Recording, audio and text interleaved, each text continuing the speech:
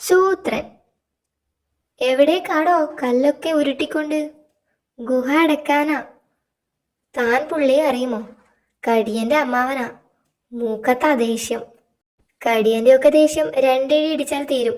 ഇങ്ങേർക്ക് minimum 10 കണക്ക്. അയ്യോ, കല്ല് പോയി. ചതിച്ചോ? ദേ പോണേ, പിടിച്ചോ. എന്റെ കാട്ടുമുത്തപ്പാ, അത് കണ്ടോ?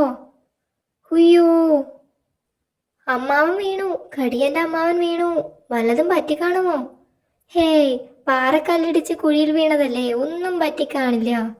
അത് ശരിയാ. എന്തു ശരി? എടോ, മൂപ്പര് ചീഞ്ഞ പഴം ചതച്ചതുപോലെ ആയിട്ടുണ്ടാകും.